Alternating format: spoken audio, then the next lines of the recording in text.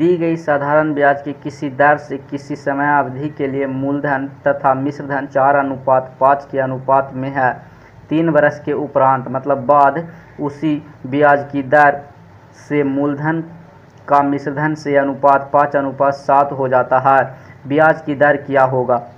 तो देखिए इसको क्या करना है, तो सबसे पहले यहाँ दिया हुआ है मूलधन और एक दिया हुआ है मिश्रधन मतलब अमाउंट। अब ये दोनों का रेशियो दिया हुआ है 4:5 दिया हुआ है।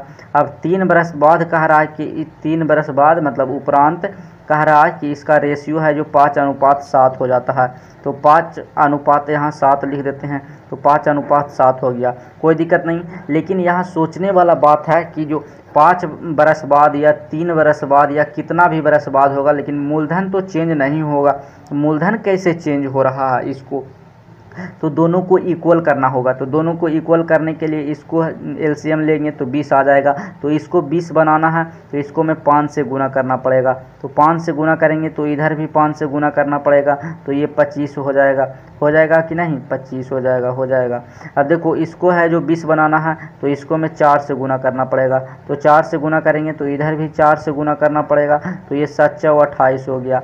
अब देखो 3 बरस के उपरांत में इसको क्या हुआ है, तो 3 बरस के उपरांत में इसको 3 रुपया का प्रॉफिट हुआ है। तो 3 बरस बाद इसको 3 रुपया का प्रॉफिट हुआ है।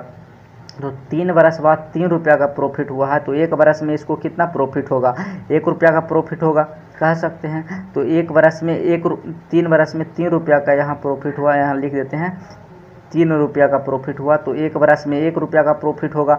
अब इसको 1 रुपया का प्रॉफिट जो होता है या जिसको हम कहते हैं कि ब्याज जो मिलता है, तो ब्याज ऊपर लिख देते हैं और नीचे लिख देते हैं मूलधन। तो मूलधन तो 20 से होगा क्योंकि ये भी 20 बन गया और ये भी 20 बन गया, दोनों को इक्वल किए। तो दोनों में से कोई मूलधन नीचे लिख सकते हैं, जोड़ कर नहीं लिखना, नीचे में दोनों में से कोई एक मूलधन लिखना है।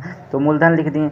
अब इसको क्या करना है, तो परसेंटेज में बदलने के लिए 100 से गुना कटता है तो काट देंगे, तो 25 इसका सही आंसर 5% हो जाएगा, जो ऑप्शन नंबर सी में दिया हुआ है 5%। हम सोचने वाला बात था कि सिर्फ सोचना था इसमें कि मूलधन का भी चेंज नहीं होगा।